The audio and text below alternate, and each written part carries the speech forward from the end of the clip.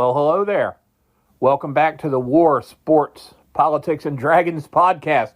I am Dave, Emperor of the Nerds, and I'll be hosting. Thanks again for tuning in. This is episode number 5 of our first season. I have no idea when the first season is going to end. It might just be episode 5 of a season that runs for 11 months, 3 months, 7 years. I have no idea. But anyway, we're on episode 5 right now, and we're growing. Spread the word. Help me increase my numbers to qualify for a sponsor. We are now not just on Spotify, where we got our start. We're on Amazon, Audible, iHeartRadio, and others. More are coming soon. As I said yesterday, hopefully by tomorrow, we'll be on YouTube. Well, we are. We're on YouTube. All of the podcasts have ported over now. We're doing audio only because we're working on raising the funds for video equipment. Right now, I don't have a camera and need a camera and would like to have a microphone set up so that we can do it the right way. But meanwhile, we're doing it audio only, and they are available on YouTube, so you can hang out over there. I put up a meme for every single podcast, and I've already selected today's meme. And if you're watching this on YouTube, listening to it there, you'll see the meme and you'll see a thumbnail of it on the page on Spotify as well. So we're on Twitter at the WSPD Podcast. We've only got, I think, 1 follower right now, but it's a good one, and we'll talk about that fellow later on. We're on YouTube, as I said, at the WSPD Podcast. We're on Instagram at the WSPD Pod.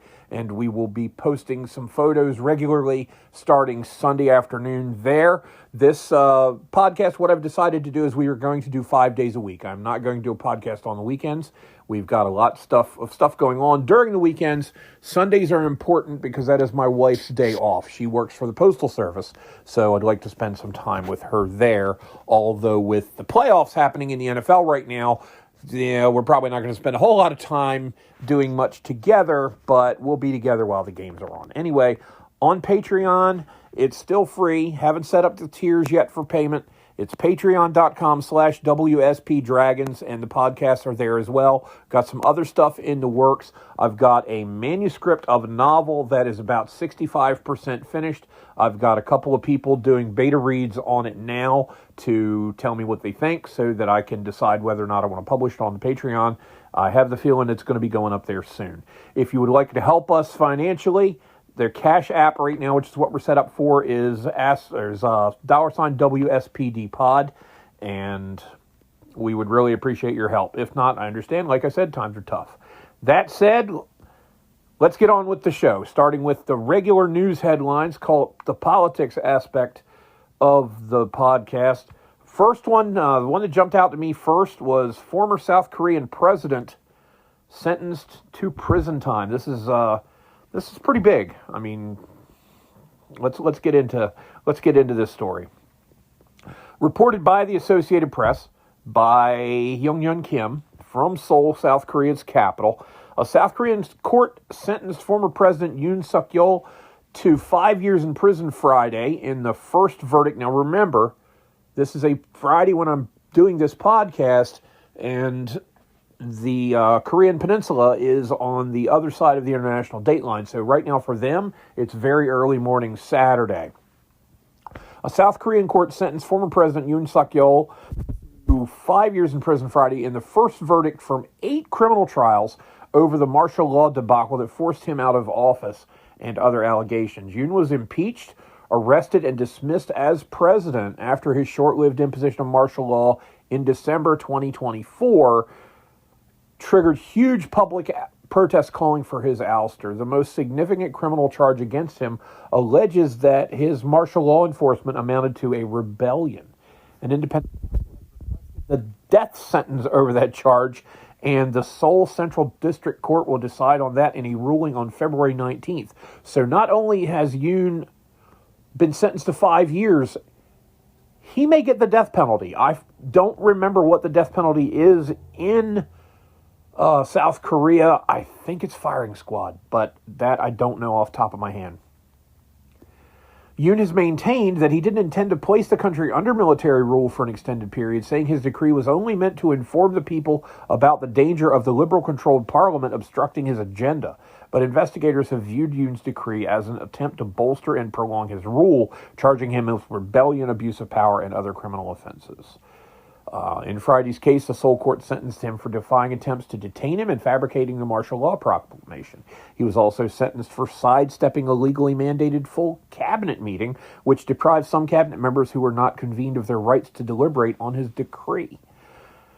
Judge Baek Dae-hyun said in the televised ruling, now, by the way, that's Dae-hyun Baek if we use the Western way of saying people's names. In a lot of Asian countries, Japan, Korea, China, in particular, they list the family name, the surname, first. So, like, for instance, Ichiro Suzuki, the outfielder who played for the Seattle Mariners, who is from Japan. In Japan, they would refer to him as Suzuki Ichiro. Family name comes first, last name first, first name last over there. So anyway, the judge said in the televised ruling that imposing a heavy punishment was necessary because Yoon has not shown remorse and has only repeated hard-to-comprehend, quote-unquote, hard-to-comprehend excuses. The judge also said restoring legal systems damaged by Yoon's action was necessary. Yoon's defense team said they will appeal the ruling, which they believe was politicized and reflected the unilateral arguments by the independent counsel. Now, I can see a lot of parallels to stuff going on in our country with that, and I'm not going to try to do anything more than say that there are some parallels there, and we'll just kind of leave it at that. But that's pretty big. That's pretty big. On the night of December 3rd, 2024, Yoon abruptly declared martial law in a televised speech, saying he would eliminate, quote, anti-state forces and protect what he called the constitutional democratic order. He sent troops and police officers to encircle the National Assembly, which is their version of our Congress. But many apparently did not aggressively cordon off the area, allowing enough lawmakers to get into an assembly hall to vote down Yoon's decree. Now, no major violence occurred according to this article, but Yoon's decree caused the biggest political crisis in South Korea in decades and rattled its diplomacy and international financial markets. So for many, it brought back harrowing memories of past dictatorships in the 70s and 80s when military-backed leaders used martial law and emergency measures to deploy soldiers and tanks on the streets to suppress demonstrations. So South Korea is better than it was, but still some interesting stuff going on. So Yoon's other trials deal with charges like ordering drone flights over North Korea to deliberately inflame animosities to look for a pretext to declare martial law.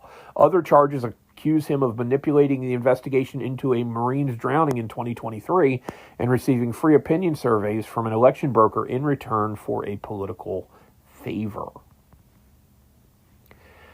Next subject, we're going to come back into the Western Hemisphere. Mexican president cites compelling results against cartels. From Associated Press, the Mexican president, Claudia Sheinbaum, has cited what she refers to as compelling results in a crackdown against the drug cartels in the face of threats from U.S. President Trump. Dateline Mexico City from the AP again. Mexican President Claudia Sheinbaum said Friday that efforts to crack down on Mexican cartels. Now, let's not forget, unofficially, officially, the drug cartels, the narco-terrorists, control over 70% of the territory of Mexico. Okay? I don't know if you guys listening know much about what are called no-go zones. In some cases, like in France, where there are something like 400 of them, and in Sweden, where there are 60 no-go zones, it's because the area is dangerous for non-Muslims. In Mexico, there are no-go zones because the area is dangerous for people who don't work for the right cartel. So Mexico is not a safe vacation destination like people think. Yeah, there are touristy areas that are largely free of trouble, but I'd be a little leery depending on where I went. We went to, I think it was Cozumel, back in 2019, our family, all five of us. And we had a good time, but I can tell you that there were some areas on that island that were very, very seedy, very run down. Okay, a lot of the third world looks like it's the third world, and you got to watch your back. But anyway, the comments come after U.S. President Donald Trump threatened that U.S. forces, quote, will now start hitting land, unquote, in Mexico, targeting drug cartels after the dramatic U.S. military raid on Venezuela that deposed then-President Nicolas Maduro. Scheinbaum, a leftist who boasts of taking on chaos with what she calls a cool head, has sought to placate Trump and, unlike Maduro, has worked to build out a strong relationship between the Mexican and U.S. governments. And I think that's great. Mexico is incredibly resource-rich, but they have had so much incompetent government and corrupt government over the last, honestly, 100-plus years. You know, when you think back to the days of Santa Anna when he was Mexican president multiple times and fought against Texas in a war, and then we fought against, I think it was Santa Anna again, in the Mexican-American War a decade later. Then you had Pancho Villa and his incursions into southwestern America, Arizona, New Mexico, Texas, that region, back in 1915, 1916. Then you had all kinds of corruption in recent years with countless Mexican presidents being either not up to the task or just plain crooked. So it's good that she's hopefully going to be getting things back on a more even keel in Mexico. That said, she did make one good point I'd like to mention here in a moment. According to this AP article, the early January raid in Venezuela set much of Latin America on edge, fueling concern that Trump could soon turn American forces on other nations, particularly Cuba and Mexico. And I do know from reading other articles that Cuba has had a major anti-American protest there, basically saying, don't you dare intervene here or mess with us. But then Cuba is a communist shithole, so we'll just leave it at that. Pardon my language. On Thursday night, U.S. Secretary of State Marco Rubio and Mexican Foreign Secretary Juan Ramón de la Fuente released a joint statement after a phone call saying they had agreed more must be done to confront shared threats, quote unquote. Scheinbaum, mentioning the call on Friday in her morning press briefing, said that Mexico's government had made significant hold on, let me reset. Okay, cool. Made significant progress cracking down on cartels, stop laughing at me, citing a steep drop in the homicide rate, much lower fentanyl seizures by U.S. authorities at the border, and sparse migration. She noted it was a joint effort with the U.S. And I can also tell you that for a variety of reasons, due to a number of factors, that fentanyl deaths in America have dropped significantly in the last several months. The graph I was looking at earlier today, late this morning I think it was, showed that they had dropped by over half. I hope that graph was accurate because that's a very good thing. We lost a family member back, a year ago. I guess actually it's been almost, it's been since, I want to say spring of last year or even longer, that my wife's cousin lost her oldest daughter to a fentanyl overdose. And it's rough. Fentanyl is a scourge. It really is. Now, here's where she made a good point. She said that there are very compelling results from the joint cooperation and the work that Mexico has been doing. That's a quote.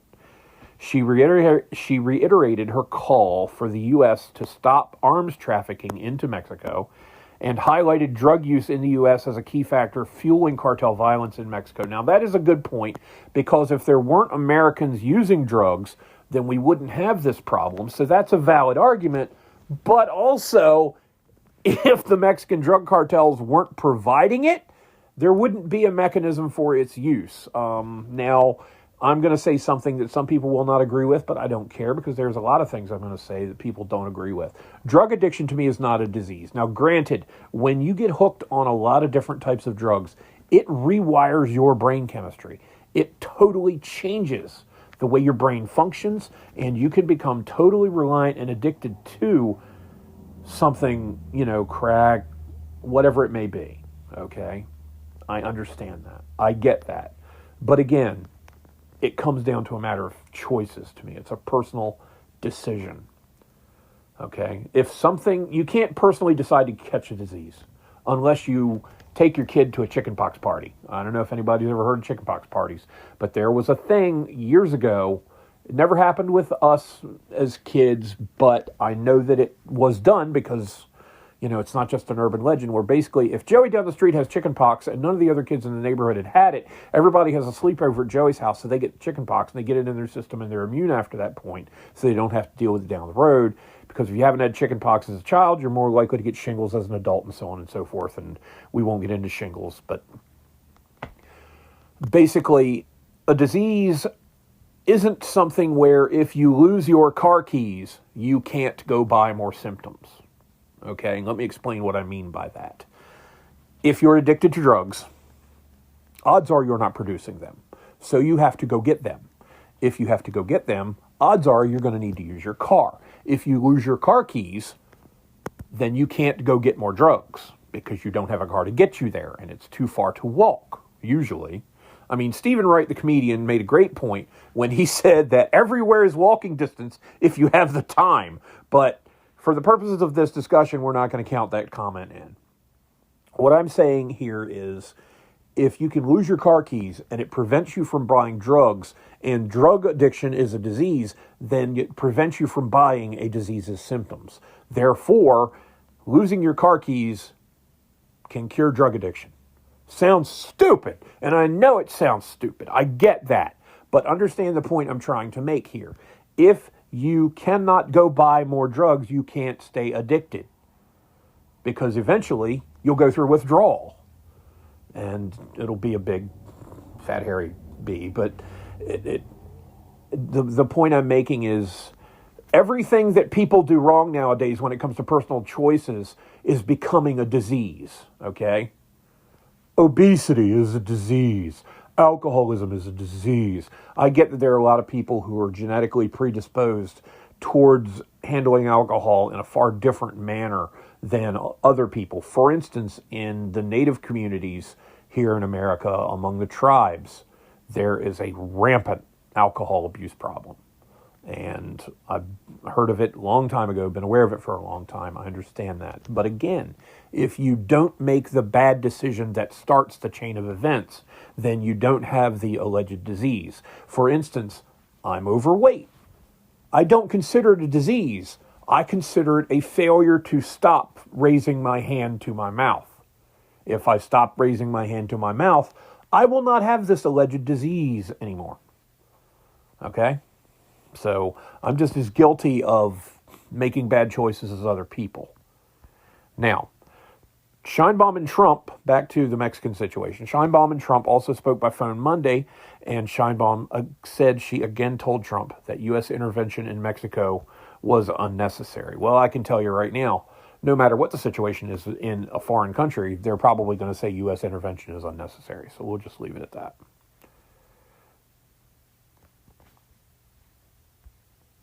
Sorry for the dead air time. We'll get you straight. And now, in the world of music. This one kind of blindsided me a little bit. Julio Iglesias calls sexual abuse allegations against him, quote, absolutely untrue, unquote. Dateline Madrid, which is the capital of lovely Spain, the AP is reporting Grammy-winning singer Julio Iglesias on Friday denied allegations that he sexually assaulted two former employees, calling the accusations, again, absolutely untrue. Media reports from earlier this week alleged Iglesias had sexually and physically assaulted two women who worked at his residences in the Dominican Republic and the Bahamas between January and October of 2021. So these are two women, apparently each from a different foreign country, who are making these accusations. I'm going to go ahead and guess they didn't know each other. So I don't think there's any conspiracy going on here. But we'll see. A day later, Spanish prosecutors said they were studying the allegations. Quote, with deep sorrow, I respond to the accusations made by two people who previously worked at my home. I deny having abused, coerced, or disrespected any woman. These allegations are absolutely false and cause me great sadness, Iglesias said on Instagram. Spanish news outlet El Diario.es and U.S. television network Univision Noticias published a joint 3-year investigation on January 13th into Iglesias' alleged misconduct. A Spanish high court received formal allegations against him on January 5th, officials said. Iglesias could potentially be taken in front of the Madrid-based court, which can try alleged crimes by Spanish citizens while they are abroad, according to its press office. Which is interesting because if you think about an American overseas committing a crime, he's usually tried in that foreign country. So, A rights group representing the two women said they were accusing Iglesias of, quote, crimes against sexual freedom and indemnity such as sexual harassment, unquote, and of, quote, human trafficking for the purpose of forced labor and servitude, unquote. Wow. Women's Link Worldwide said the two women had presented the complaint to the Spanish court. Iglesias is 82 years old, by the way, and is one of the most successful musical artists in the world, having sold more than 300 million records in over a dozen languages. After making his start in Spain, he won immense popularity in the U.S. and wider world in the 1970s and 1980s. To all the girls I've loved before, I guess you'd better throw me out the door, because, I don't know, is he a scumbag too? I don't know. He is the father of pop singer Enrique Iglesias. In 1988, he won a Grammy for Best Latin Pop Performance with his album Un Hombre Solo. He also received a Lifetime Achievement Award at the Grammys in 2019. He wrote on social media as well, quote, I had never experienced such malice, but I still have the strength for people to know the full truth and to defend my dignity against such a serious affront, unquote. He thanked those who had sent messages of support. All right, from Spain down to Africa, AP is reporting more than 100 people have died in torrential rain and floods across the southern part of that continent. From Johannesburg, from Michelle Gamide and Gerald Imere of the Associated Press, torrential rains and flooding have killed more than 100 people in South Africa, Mozambique, and Zimbabwe. And authorities warned Friday that more severe weather was expected across several countries in southern Africa. South Africa itself has reported at least 19 deaths in two of its northern provinces following heavy rains that began last month and led to severe flooding. Tourists and staff members were evacuated this week by helicopter from flooded camps to other areas in the renowned Kruger National Park, which is closed to visitors while parts of it are inaccessible because of washed-out roads and bridges, South Africa's National Parks Agency said. In neighboring Mozambique, by the way, a little side note about Mozambique, for quite some time it was a communist dump, and now it's, I think there is some improvement going on there. It does have representational government that is more democratic now, but I will point out, if you look up the flag of Mozambique, it is the only flag in the world that has an AK-47 rifle on it. So that should tell you a little bit about the history of that nation from decades prior to now. Anyway, in neighboring Mozambique, the Institute for Disaster Management and Risk Reduction said 103 people had died in an annually rainy season that has been unusually severe since late last year. Those deaths were from various causes, including electrocution from lightning strikes, drowning in floods, infrastructure collapse caused by the severe weather, and cholera. So there's something going on in Mozambique. And the picture that they posted at the top of the article shows a flooded out town where the water is up almost to the roofs of the one-story homes that are in the picture. The worst flooding in Mozambique has been in the central and southern regions, where more than 200,000 people have been affected. Thousands of homes have been damaged, while tens of thousands face evacuation, according to the World Food Program. Zimbabwe's disaster management agency said that 70 people have died and more than 1,000 homes have been destroyed in heavy rain since the beginning of the year there, while infrastructure, including schools, roads, and bridges, collapsed. Now, so you've got 19 in South Africa, you've got 103 in Mozambique, and you've got 70 in Zimbabwe. That's 190 people. You're almost up to 200. That's a lot. That's horrible. Flooding has also hit the island nation of Madagascar, which is that huge thumb-shaped island off the southeastern coast of the nation, as well as Malawi and Zambia, which are back on the continent. Authorities in Madagascar said 11 people have died in floods since late November, so now we're over 200 people in flooding due to heavy rains in the southern African region. The U.S.'s famine early warning system said flooding was reported for at least 7 southern African nations, or reported or expected, possibly due to the presence of the La Nina weather phenomenon that can bring heavy rains to parts of southeastern Africa. That's rough. My heart goes out to them, and I hope that the situation improves there. Changing gears, going into entertainment news, coming back over here to the Western Hemisphere again. We have good news, but it may eventually turn into bad news. It depends on the results that come from this change. Kathleen Kennedy, the czar of Star Trek, has officially stepped down from that role. I'm sorry, not Star Trek. What am I thinking? I'm still thinking about that insipidly bad Starfleet Academy debacle that I spent an hour and a half watching yesterday. I'm sorry. Kathleen Kennedy, the steward of Star Wars, according to AP, steps down from Lucasfilm. Article by Jake Coyle. After more than 13 years at the helm of Lucasfilm, Kathleen Kennedy is stepping down from the Star Wars factory founded by George Lucas, as Walt Disney announced Thursday. They will now turn to Dave Filoni to steer Star Wars as president and chief creative officer into its 6th decade and beyond. It's wrapping up its 5th decade now. It will turn 50 in the spring of 2027. I think the original movie, Star Wars New Hope, premiered in May of 1977, but I may be wrong. It might have been this summer. Filoni, who served as the chief commercial officer of Lucasfilm, will inherit the mantle of one of the movie's marquee franchises, alongside Lynwen Brennan, president and general manager of Lucasfilm's businesses, who will serve as co-president. Statement from Kennedy, who, let's be honest, guys, she took Star Wars, put it through a shredder, set it on fire, and then took a thunder dump on top of it. She ruined the franchise. There's no other way to say it. The sequel movies 7, 8, and 9 were god-awful.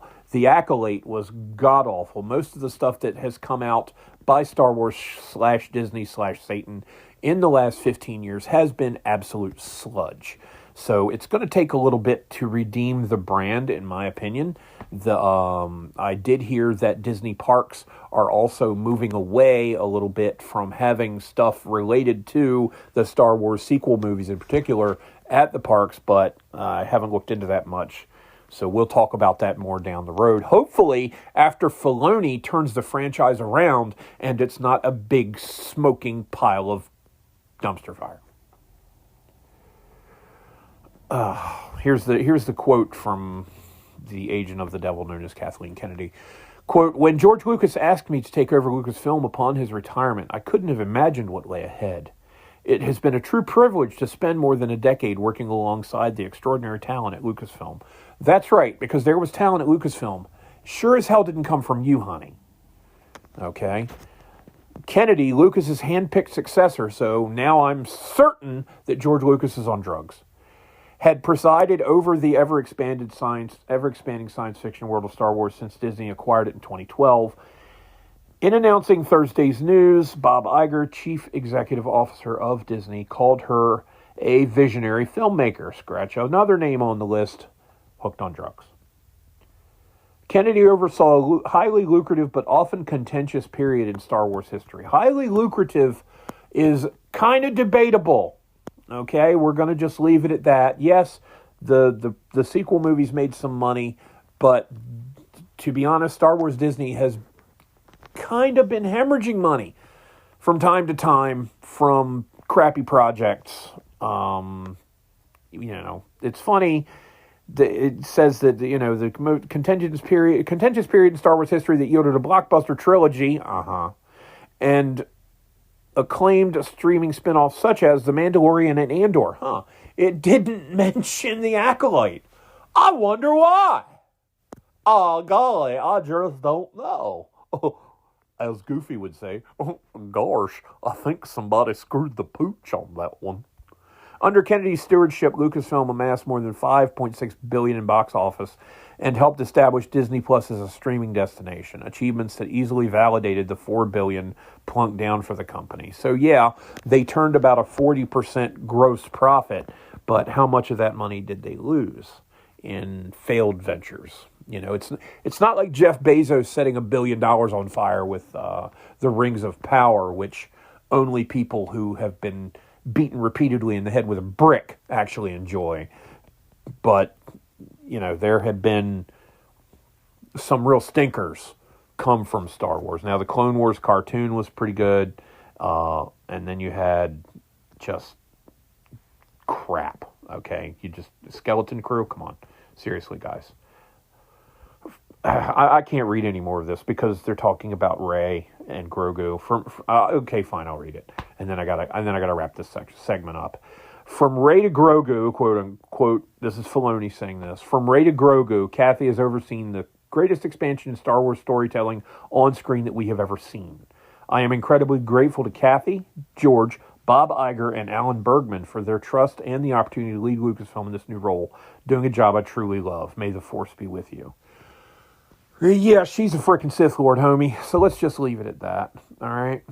We're just I don't care that she helped found Amblin with Steven Spielberg and her eventual husband, Frank Marshall. She produced E.T., Indiana Jones and the Temple of Doom, Jurassic Park, and the Back to the Future trilogy. Let's be honest. 2 of the 3 Back to the Future films were shite. Okay, there's no other way to describe them. Back to the Future 2 was crap. There are holes in the logic of the movie that I won't go into here. But you can't. I'll just say this: you can't steal a book that will allow you to change history, go back in time, change history, and then return to the same exact point in the future where you got the book in the first place, and nothing around you is different. That's not how time travel works.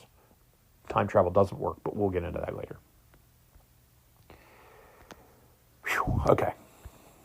I'm done talking about Kathleen Kennedy. It makes my stomach turn over because of what she did. And now we're going to switch gears to the biggest news item, and then we'll get to something that's big here in America.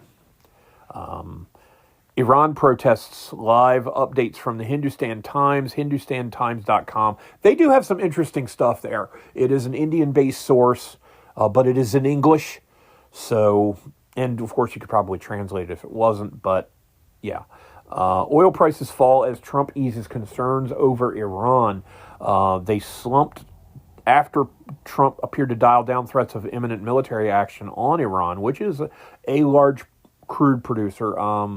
International oil benchmarks. Now you've got your Brent North Sea crude. Okay. Brent North Sea crude. Brent tends to run $5 to $8 a barrel higher than WTI or West Texas Intermediate crude.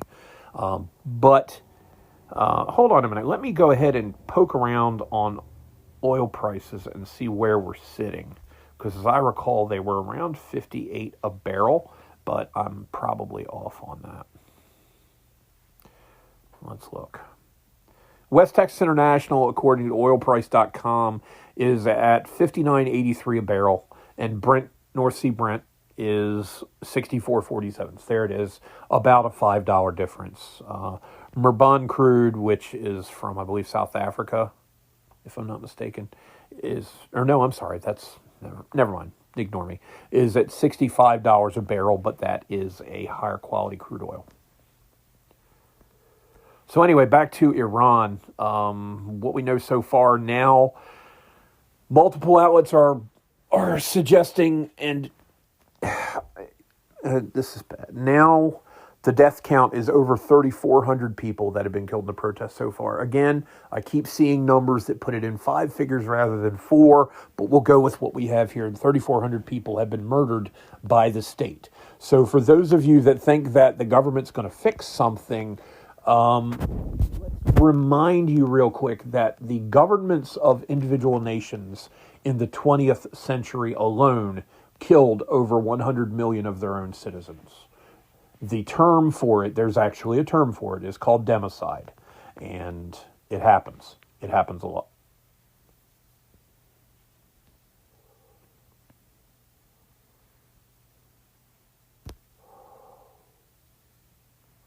Hold on a minute. I'm sorry. Sorry about that. We had an interruption. I hope that this is still working. We had a tech glitch there. I don't know what happened there. But anyway,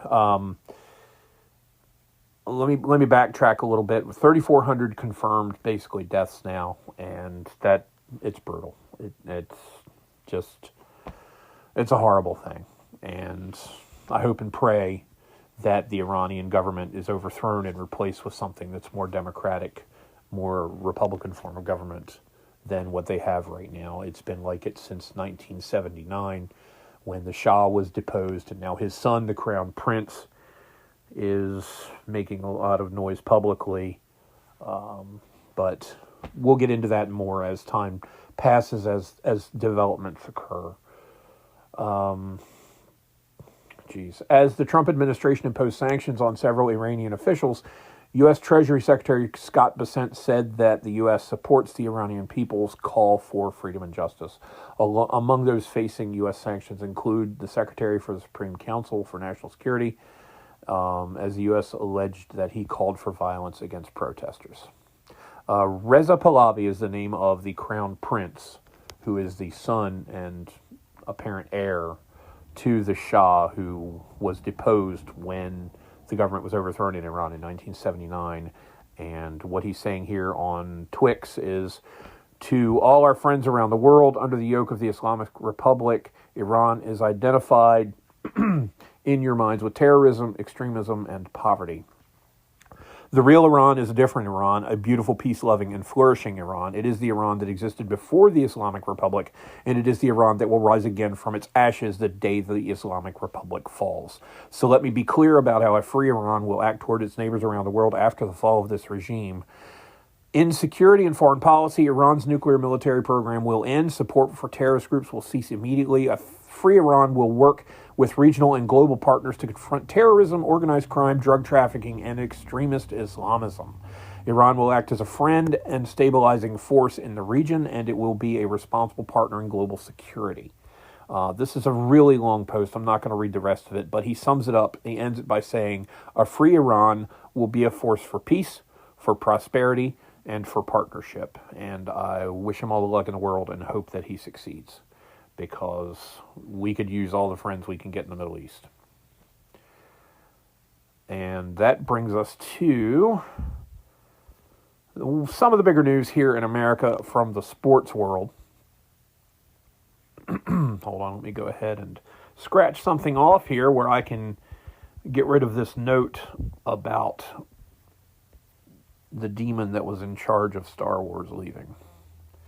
So I guess we have to thank the Catholic Church for helping exorcise her from that. But anyway, we're going to go back real quick, and this is the last time I'm going to discuss this until something actually happens in the talks. But I need to clarify something that happened regarding comments I made about the WNBA. And I'm going to do something right now that other people who report the news and discuss the news won't do, unless they're told by their legal departments. Okay?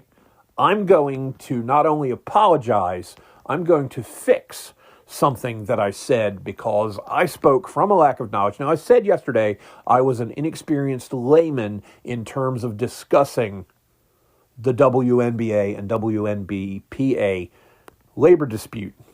But that said, I got clarification because unlike so many people who are out there who just spew stuff, I actually fact-check myself and double-check what I know and try to find out more about a topic, okay? So I talked to somebody who has some knowledge on the subject, and that young man, and I say young man because when he was in high school playing sports at good old Colonel Richardson High outside of Federalsburg, Maryland, Mitch Northam was a kid that I covered. So Mitch, who is a recent father, he has a 4-month-old girl. Congratulations. I'm very happy for you. He's living down south now. I won't tell anyone where he lives in particular because all the girls that are stalking him. So anyway, Mitch, I hope you've got a broom that you can beat them back with, because you're a big stud like me. I know how you are. So here's here's how the situation went.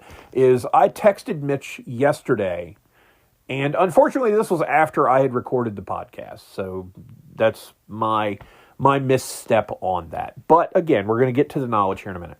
I'd said, I need to talk to you about the WNBA situation. When could we do that? He said maybe next week. He's incredibly busy.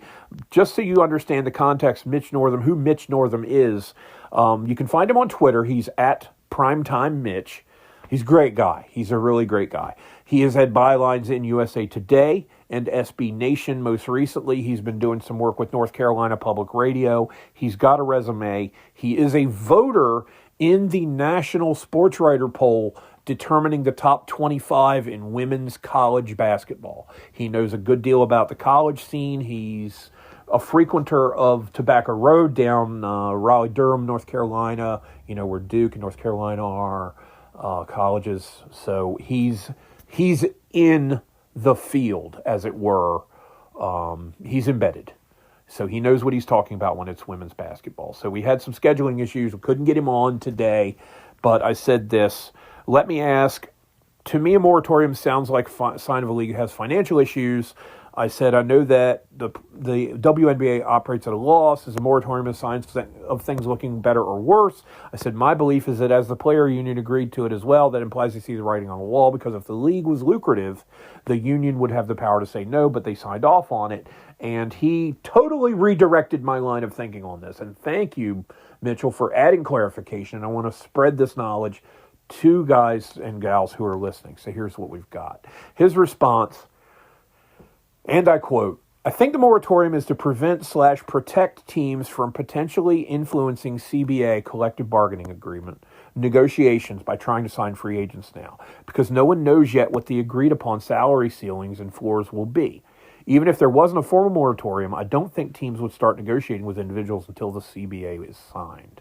Ultimately, I think both sides know that a lockout/work stoppage/loss of games would be disastrous and chop away at the popularity they've built up over the last few years. And they have built up. They're more widely known and more widely watched than they've ever been right now. That said, they're still really a small market. And I honestly hope they grow. I really do. Because if they grow, that will lead to more talent being in the league, and it will feed upon itself. Caitlin Clark of the Indiana Fever, who was the big name in the sport last year, basically, and had some spats with a particularly grumpy player, whom I'm not even going to name because I can't stand her, talked at a Team USA camp, Caitlin Clark did, in Durham a few weeks ago, and basically said as much, that while it's important for players to fight for more money, they, and he emphasized the next word, have to play games this season. And then, of course, I asked, if I could quote him, and he agreed, saying, yes, totally. Mitch and I go way back. God, it's been 15 years since he was in high school and playing football and, representing for the Colonels. By the way, Colonel Richardson High School, if you look it up, they will tell you that the mascot is the Colonel, named after a hero of the American Revolutionary War. I learned that the official mascot of Colonel Richardson High School is actually the Griffin. It is a combination of an eagle and a lion. And the reason they went with the Griffin as their mascot when the school was founded was because when it was created, it was an amalgamation of Federalsburg and Preston's high schools in Southern Caroline County here in Maryland. And they considered the Griffin a crossbreed of the two to represent a combining of those two communities. It's also physically located in a place where it is equidistant from the two towns of Preston and Federalsburg. It's about 6.3 miles from each town. So the Griffins, but they got called the Colonels by somebody in the 60s for our local newspaper. The name stuck, and they've been known as the Colonels now for 60 years. But that clarifies everything a little bit, I'd like to think, on the WNBA, that while I'm correct in saying that the WNBA isn't making a ton of money, I was incorrect in my assumption that the freeze on free agency was a symptom and a sign of that lack of money. What it is, it's actually the players hedging their bets and the owners hedging their bets, because the owners don't want to overspend on players and possibly jeopardize their positions with salary caps and minimum salary amounts. And the players don't want to get underbid when they have free agent discussions and try to get new contracts for more money. So there's where we stand there. Now on to a sport that is actually widely viewed. It's time for my NFL divisional preview and picks. Now, a note before making them, I've never been so conflicted. I just haven't been this conflicted ever when making predictions in playoffs. I could go 3-1. I could go 0-4 of the 4 games this weekend, but I doubt I'll go 4-0. There are a lot of scenarios I can see unfolding. 3 of these games have the potential to be track meets. You could see 75, 80, 90 points on the board in a couple of these games if the team's defenses can't hold up against the high-powered offensive attacks that are out there, because some of the very best offenses and some of the very best defenses are represented by the teams in the playoffs. And you're going to hear these statistics because I'm a big stat junkie when it comes to football and baseball. 2 games, though, also have the potential to end very low in scoring. Think 13-10 or maybe even 10-7. That said, here we go. All right, we're going to start with the very first game, do them in order. Buffalo, number 6 seed, is at top-seeded Denver in an AFC wildcard game. Now, the winners of these wildcard games will play the following Sunday in the conference championship games, which are the semifinals. So these are the quarterfinals. The winners of today's games go to the conference championships, and the 2 teams that emerge from that will participate in Super Bowl 60 in Santa Clara, California on February the 8th. Okay, Buffalo is at Denver at 4:30 p.m. Eastern Time Saturday. Denver is a 1.5-point favorite. The over-under is 45.5. That means that the bookies think that half the money is going to fall in favor of it being below 45.5 total points scored, and half's going to go above 45.5. Here's some stats. Denver is 13-1 over their last 14 games. They definitely earned their top-seeded spot in the AFC playoffs. But I got to admit, I love Buffalo quarterback Josh Allen. I think he is the best quarterback remaining in the playoffs. But there is one other quarterback who is an incredibly close second who's playing in the NFC. We'll talk about him later. We talked about him last week. Buffalo's defense stops big plays by air. They only allowed 1 passing play of 40 or more yards all year, and that play was for exactly 40 yards. So you're probably not going to get away with throwing. Bo Nix, the quarterback of the Broncos, is probably not going to get away with throwing the ball deep a whole lot. But Buffalo's defense also allowed 24 rushing touchdowns, which was the most in the league. And they also allowed the most runs of 40 or more yards. That happened 7 times. Again, but the Buffalo offense led the league in rushing yards and in touchdowns scored with 30. The Baltimore Ravens here in Maryland, which have had a very potent rushing attack for the last couple of years, because not only do they have running backs such as Derrick Henry in the backfield, they've got a quarterback. They've got a quarterback who can scramble as well. We all know him. Buffalo, however, led the league in rushing fumbles with 12. But that's kind of a side effect of running the ball a lot, is you're going to fumble it some. That said, there's another team in the playoffs that only fumbled twice all year. Buffalo did it 12 times. Denver is the number 2 overall defense in the NFL in yardage allowed per game. Okay? And the team that is 1 yard better than them is also still alive in the playoffs, but it's not Buffalo. Denver's defense led the league in sacks with 68. So Josh Allen needs to be aware of that. He's got a good offensive line, but Denver's got a great defensive front. Okay? They really do. And their linebacker core is very good. They have 68 sacks this year. The next closest team was Atlanta with 57. So Denver had 20% more sacks than the next closest team in the NFL. Denver allowed the fewest TDs on defense all year, combined passing and rushing, 29. Okay. Final stat for this game, Buffalo missed 5 PAT kicks this year. That is the most in the league, tied with the New York Giants. On a side note, San Francisco missed 4. They play at Seattle Saturday, and Seattle missed 3. So PAT kicks used to be you snap the ball from the 2.5-yard line. It was a 20-yard field goal. It was pretty much a guarantee unless there was 50-mile-an-hour wind or somebody completely screwed the pooch on a blocking assignment. PATs were guaranteed 1 point after a touchdown, but they've since moved the ball back, and they're snapping it from 10 yards plus, over 10 yards farther back. So now it's like a 35-yard PAT attempt. And I think they've also narrowed the goalposts over the years. So it is significantly harder. But to miss 5 in a year, that's a lot. That's a lot. Now, no matter who I pick in this game, I fully expect to get it wrong. And I'm going to say this right now. I have changed my pick for this game. I had said before that I honestly thought if somebody asked me who I thought was going to win the Super Bowl before the playoffs started, the name that came to mind was Denver. But I am changing my selection. I go Bills in this game, 24-21, and I think if Buffalo does manage to win, they'll finally win the Super Bowl.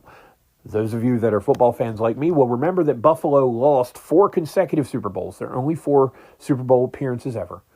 In the early 90s, at the end of the 1991 season, they lost 20-19 to the New York Giants on a missed last-second field goal by Scott Norwood.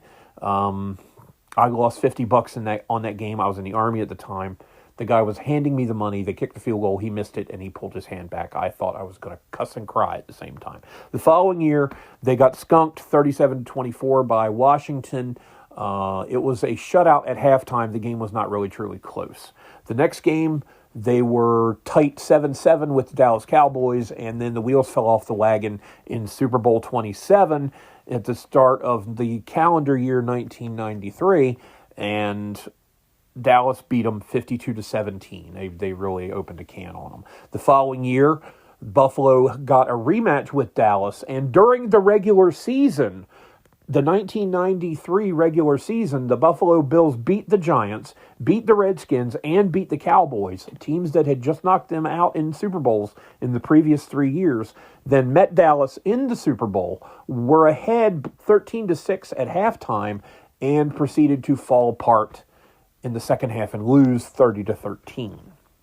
So they have not been back since. I think if they win tomorrow, they're going to win the Super Bowl. I honestly believe that. The next game on Saturday, San Francisco is at top-seeded Seattle at 8 p.m. That's 5 o'clock Seattle time. The Denver game, by the way, takes place at 2:30 local in Denver, and the temperature there is going to be in, I think, the low to mid-20s, but Buffalo is a cold-weather team, so I don't think weather is going to be a factor in that game. Anyway, moving on to San Francisco-Seattle. Seattle is a 7-point favorite. The over-under on that one's 44.5. Now, Seahawks have looked a lot better in recent years. The quarterback for 49ers is capable of doing some big things. The question I have, and I got reminded of this by my friend and former coworker Dustin Holt, who is every bit as big an NFL guru as I am. Will Seattle quarterback Sam Darnold in the playoffs be the Sam Darnold that we saw during the regular season, or will he be the Sam Darnold in the playoffs who turns into a train wreck? That's going to be a big question. Here's the thing, though. San Francisco, on defense, only intercepted 6 passes all season. That put them in a tie for the second lowest total in the league, along with Dallas and Tennessee. Interestingly, the New York Jets did not intercept a single pass all year, and I read that with them not having any interceptions, it was the first time it's ever happened in a season, dating back to when the statistic first started being kept in 1933, and just so everyone knows, the first jet plane didn't fly until 1939, so the Jets committed a statistical anomaly that is so old it predates the creation of their mascot. Moving on, back to San Francisco and Seattle, of the teams still alive, these two teams offensively threw 4 the most interceptions. So San Francisco didn't pick many off, but Darnold threw 15 and Purdy threw 16. So will there be a pick or two in the game? We'll see. Here's another thing. San Francisco's rushing offense only fumbled the ball twice all year. That made them the second best in the league at not putting the ball on the ground. Cleveland had just one to lead the league, but Cleveland had some significant issues in other regards offensively, and that's part of why they stunk. But I'm going to get this one wrong either way, I think, too. But I got to go home team on this one, so we're going to say Seahawks 26-24. That takes us to Sunday's first game at 3 p.m., and this one's getting a lot of hype. Houston is at number 2 seed New England. New England is a 3.5-point favorite. The over-under on this one is 40.5, so the pundits are expecting slightly fewer points than in the other two games. And here's what it breaks down to with me. This game will be won or lost by whichever side performs the best when the Houston Texans have the football. And I tell you why. It's because the Houston Texans' offensive line is not that strong. Okay? New England's got a good defense. Houston has the best defense. Remember when I said that Denver had the second best defense in yards allowed per game? Houston is number 1 yard better. Okay?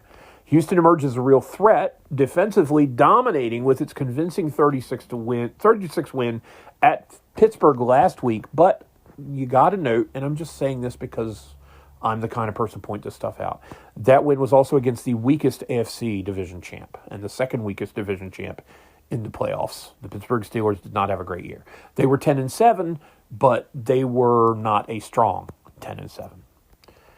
Houston on defense has 19 interceptions, which is third in the league, behind Chicago with 23 and then Jacksonville.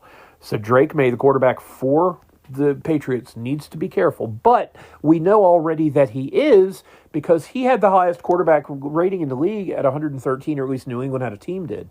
And the touchdown-interception ratio that he has is almost 4-1. He threw 31 touchdowns and only had 8 interceptions. I'm trying to talk too fast. Only 3 teams had fewer interceptions thrown, I believe, and they're all in the NFC: Chicago, Philly, and Green Bay, and they all 3 made the playoffs. Of course, Green Bay got eliminated, so did Philadelphia. New England is third in rushing and receiving touchdowns combined, behind L.A. and Buffalo. So again, if you have good stats, you're probably going to make the playoffs. And these teams that are surviving and advancing are among the best at what they do. And I'm glad, because I can't stand it when a team that's got the 29th ranked overall defense wins 2 playoff games, because I'm a statistics junkie and the numbers don't make sense. I like it when 2 + 2 = 4. If you're a close friend of mine, you'll hear when I say I hate when it's banana. When 2 + 2 = banana, that's when I blow a fuse. 2 + 2 needs to equal 4. And if the stats say you do this well, then you should do it well. Texans, like I said, they're first overall in yards per game at 277.5 allowed on defense. And they're tied with the 4th most forced fumbles. They've forced 14 fumbles this year. New England's pass offense is 4th in yardage and 5th in touchdowns. So you've got a really good defense against a really good offense. And what happens in that case is it comes down to who makes the big mistake. Because you only have to fail to cover 1 receiver to give up a touchdown, and you only have to fail to cover 1 defensive lineman to give up a sack on 3rd and long that kills a drive. Houston was 3rd in the league in plays from scrimmage, but New England was 18th. And the reason that is because Houston's defense was a little stronger, and it allowed the offense to be on the field longer. But that said, again, the Houston offensive line, I think the big eye in the game needs to be on them, because it's a matter of whether they execute and whether they can block.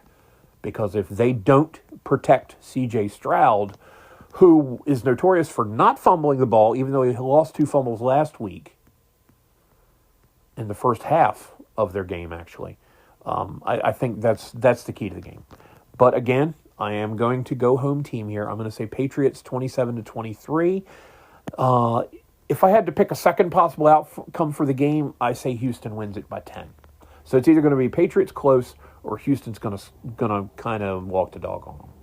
And that brings us to the last game, which is the only remaining quarterback in the NFL who's won a Super Bowl, Matthew Stafford, and the Rams taking on the Chicago Bears at Soldier Field at 6:30 p.m., 5:30 local time.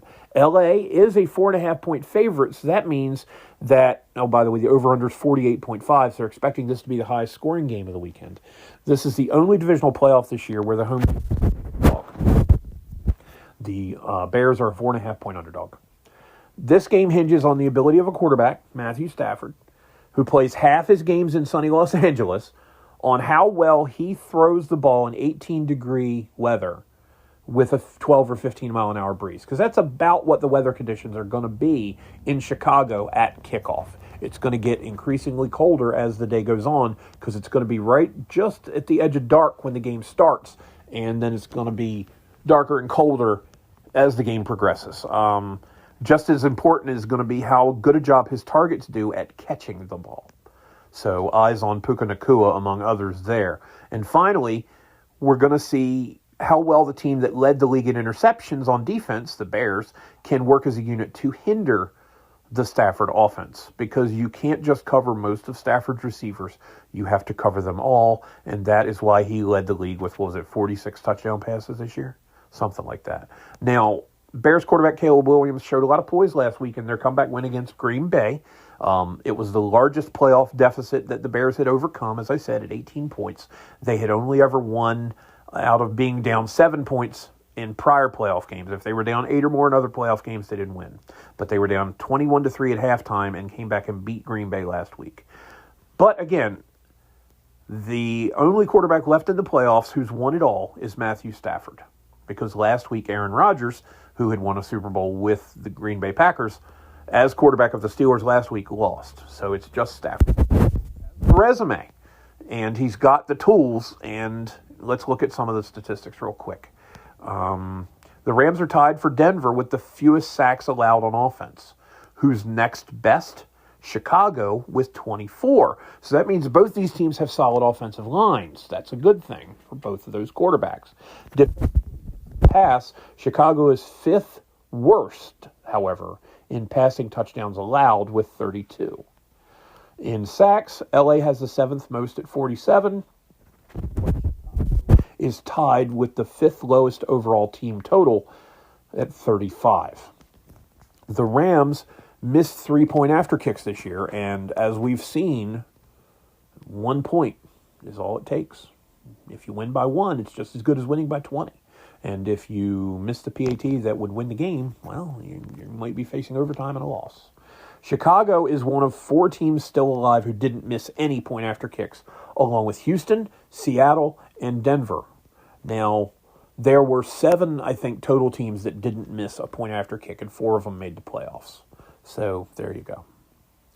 The Chicago offense is 5th in rushing attempts, 3rd in yardage rushing, and 3rd in yards per carry. But they're 4th in the league with 10 fumbles. That's, I think, 4th worst in the league with 10 fumbles. The Rams allowed the fewest rushing touchdowns on defense with 8, but they also recovered the fewest rushing fumbles at 2. However, final analysis, I think that Matt Stafford is up to the task, and I go Rams 28-21. Somebody please say hi to Matt Leinart for me. Now it's time for a quick joke, and then we'll segue to anecdotal evidence and wrap things up. How do you find a blind man at a nudist camp? It's not hard. Now, anecdotal evidence where Dave tells a story from his earlier days, and again, we're going back to the infamous Doc's Quick Shop where I worked from February until August of 1987. But first, I had someone ask me if the story that I told about the drunk at the Quick Shop from a couple episodes ago was true. I will say this categorically. Yes, it was absolutely true. I've lived through so much weird and wild stuff, I need not embellish. I can just tell you what had happened as it happened, and it's messed up. Everybody out there has had weird and crazy stuff happen in their lifetimes, and they make for some wild stories. This story is called The Propane Tank, and it takes us back to March 1987. I had been working at Doc's Quick Shop, which is now Rise Up Coffee, just west of Cambridge, Maryland, on off of westbound, just east of Cambridge, Maryland, off of westbound U.S. Route 50. Again, the parking lot, you can pull right off the highway because over here, the road net isn't interstate. It's just a divided highway. So back at that point, we sold propane at Doc's Quick Shop, but it wasn't like today. Today, if you want to get your propane tank filled, what you do is you pull your empty one out of your grill, you go to the nearest place where you want to get it taken care of, and you exchange tanks.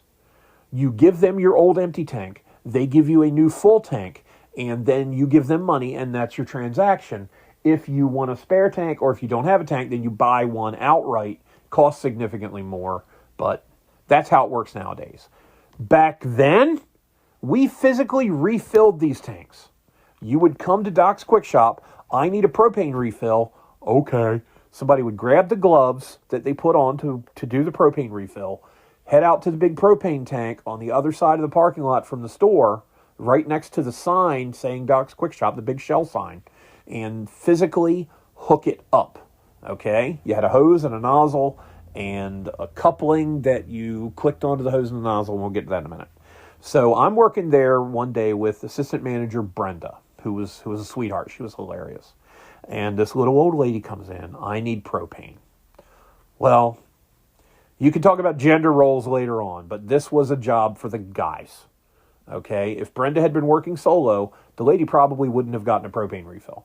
So I did it. But the problem is, no one had shown me how to do it.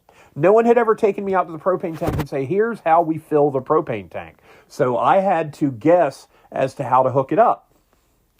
Okay. So I grab the gloves. I walk over to the propane tank. The lady's standing there next to me, and I'm like, ma'am, I've never done this before, so you might want to stand back a couple steps. Which, in retrospect, was a very wise recommendation on my part. Because I hooked it up wrong. It wasn't a tight, firm lock. And when I turned the hose on to fill the tank, it starts leaking and propane is shooting out of this thing. And I get it all over the gloves. And you can actually get, it can actually damage you if you get it all over you.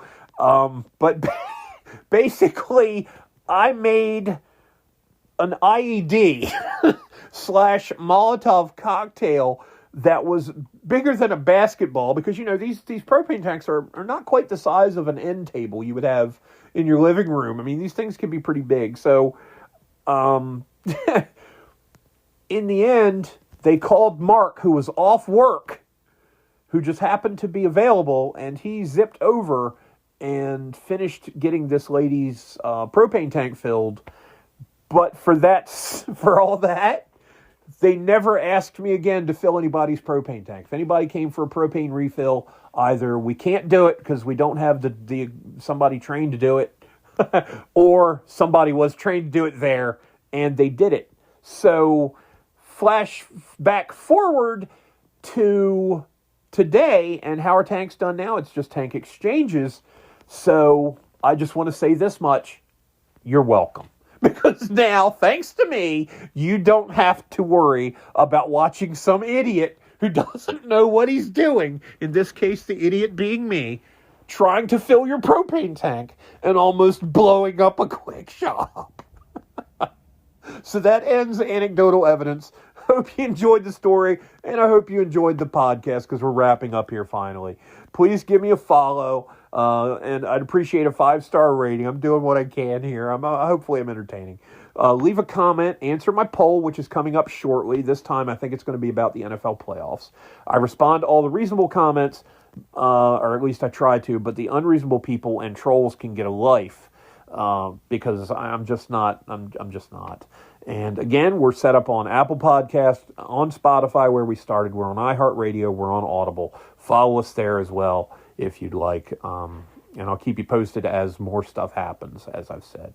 My email for story and discussion topic suggestions is wspdpod@gmail.com. Drop me a line sometime. You can always donate to help me get better technology. As I said, my Cash App is or $, however you do it, WSPDpod on Cash App. Help us get some better tech. My email again is wspdpod@gmail.com. My Twitter handle @the WSPD Podcast. My YouTube is at the WSPD Podcast. And Patreon is patreon.com/WSP Dragons. On Instagram is at the WSPD Pod. Other socials, again, are coming soon. Thanks for listening. Please subscribe, spread the word, and help me entertain and annoy more people. That's my goal. Thanks again. Have a great day.